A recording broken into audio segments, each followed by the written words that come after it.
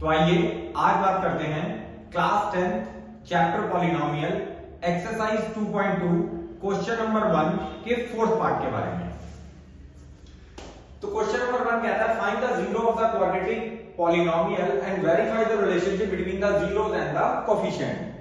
तो क्वेश्चन है 4u² + 8u।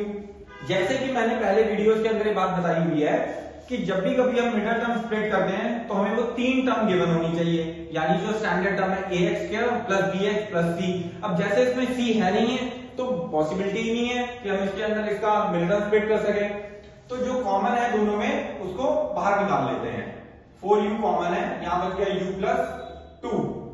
अब इसको इसके लिए रफ वर्क है, रफ वर्क 4u u + 2 को equal to 0, 4u equal to 0, u + 2 is also equal to 0। u की वैल्यू आ गई 0/4, that means u is equal to 0 और u की वैल्यू आ गई -2। So the zeros are, zeros क्या क्या होंगे, एक तो होगा 0 और एक होगा -2। तो दैट मींस अल्फा की वैल्यू मैंने ले ली 0 और बीटा की वैल्यू मैंने ले ली -2। ये मेरा फर्स्ट पार्ट खत्म हो गया कि क्वाड्रेटिक इक्वेशन के मुझे जीरो निकालने हैं। सेकंड पार्ट क्या है, verify the relationship between the zero and coefficient. तो रिलेशनशिप को वेरीफाई करते हैं, लिख लेते हैं वेरीफाई द रिलेशनशिप। तो रिलेशनशिप को वेरीफाई करने के लिए दो स्टेप्स हैं इसके अंदर। पहला, sum of the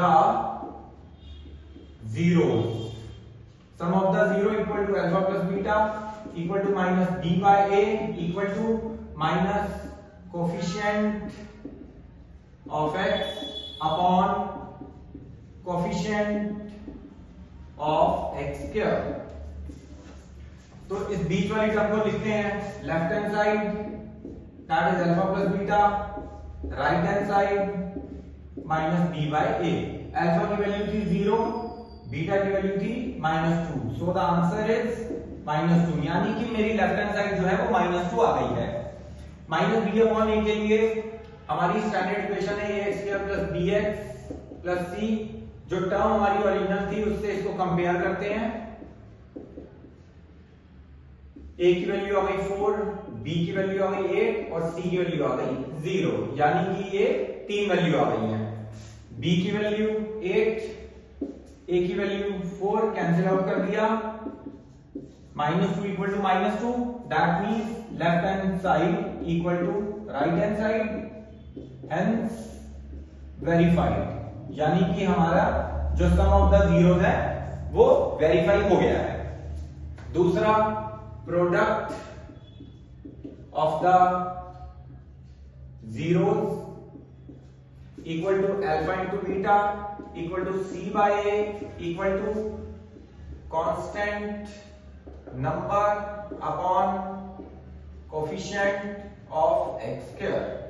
again left hand side ली आपने alpha into beta, right hand side ली आपने c/a।